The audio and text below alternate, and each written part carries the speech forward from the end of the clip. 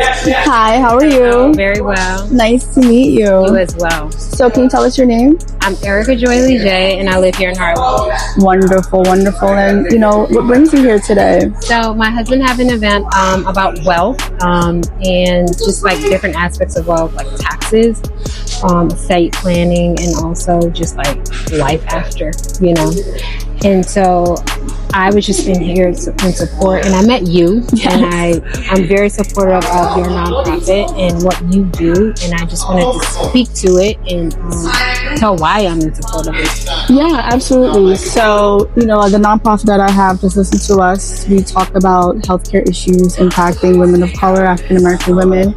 And I know you had some stories to share with us about your experience with childbirth and otherwise. So, feel free to let us know. Yeah, so very quickly, I just had 3 children. So I'm 44 years old right now.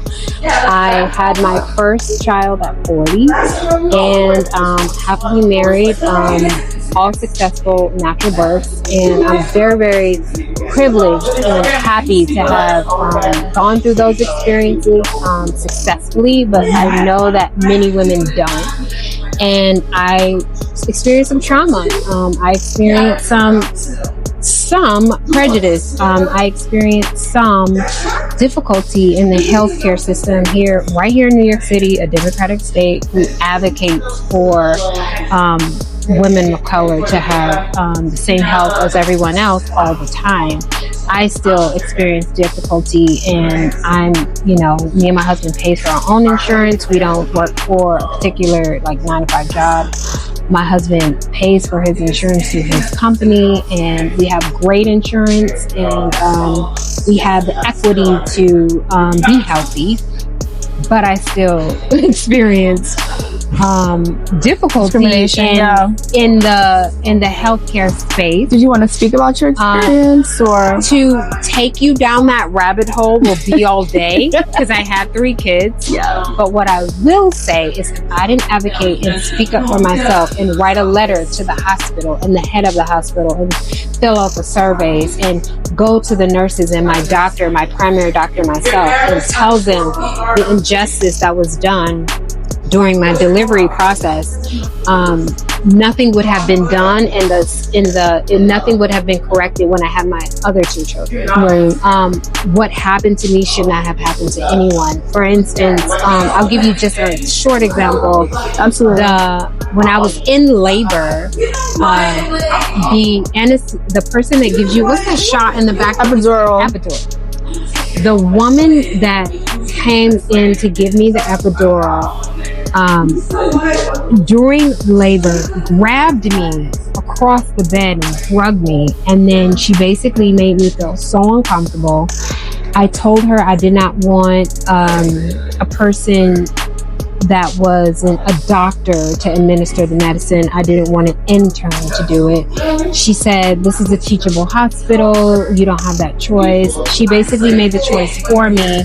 She was very rude. And so it was just like instances like that, to name just one, that I felt like if I was someone else, that would not have happened. Right.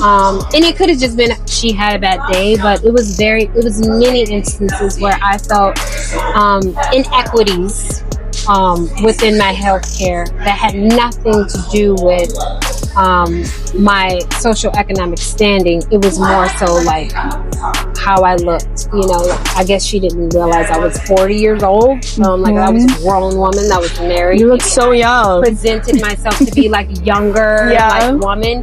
It doesn't matter. Even if I was a 20-year-old girl that was a single parent and having a baby on her own, if that was my choice, I still deserve the same care that any other woman would, at any age and for any reason. So I just, different things like that makes me want to speak to your organization and support your organization and spread awareness that even when you work hard and you do everything right, you can experience those inequities in the healthcare system. Absolutely. And I'm so sorry that happened to you. I honestly do feel that this is such a prevalent issue.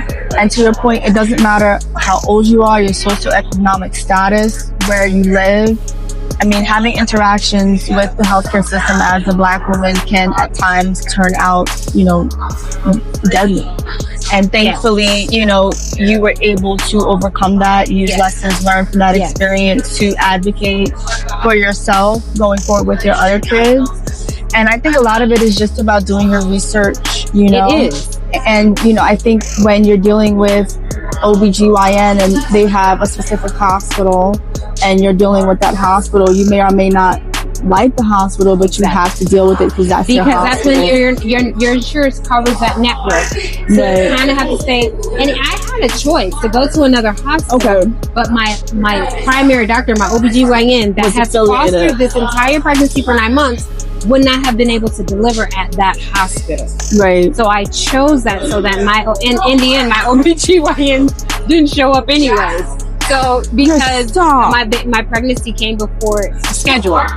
All 3 of my babies were born 2 weeks early. So like that kind of like, even if you have a scheduled due date and different things like that, like very many times you will end up being in a hospital or being with a provider that you don't know, or around doctors and nurses that you aren't familiar with, and that don't know you. And so then it opens you up to, you're at their mercy. Exactly. And I think honestly, your candor about the situation is just shows you've overcome it.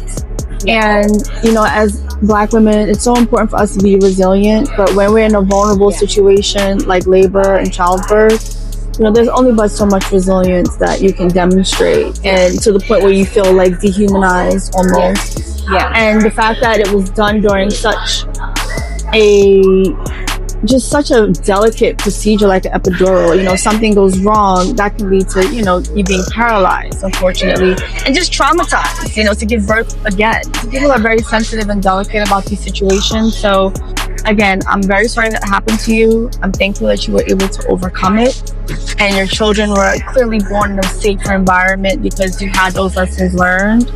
And hopefully, your story will let other women know that you have to advocate for yourself. If you need to file a report with patient relations and let them know how you were treated, you don't have to pay the full bill out of pocket if they did not give you quality service. You have more than many opportunities to contest your bill. And if you feel like you were given poor service, you have witnesses, you document the issue as soon as it happens. That's the most important thing, because sometimes these instances turn into lawsuits. And if anyone wants to know how much it costs to have my first child, just my first child, that was billed to my insurance, $60,000. Yeah. $60,000 to be mistreated. Right. So and to be in labor for however many hours, That's insane. The caveat in the blessing was I had a healthy, gorgeous, beautiful girl. She's 3 years old. She's going to pre-K this year. Like, she's smart. She's thriving. And you're fine. And I'm healthy. I've obviously recovered because I've had 2 more, and I could not be happier, and that is because you can't let situations like this overcome you. You have to move past them, and you have to be thankful for what you have. But it doesn't mean don't speak out. You still have to speak out. You still have to advocate for organizations like this, and you still have to support organizations like this so that women's voices can be heard that can't speak up for themselves or they don't know how. Exactly. Yeah. Well, thank you so much. Thanks for having me. Thank you for interviewing, and we will definitely keep you plugged in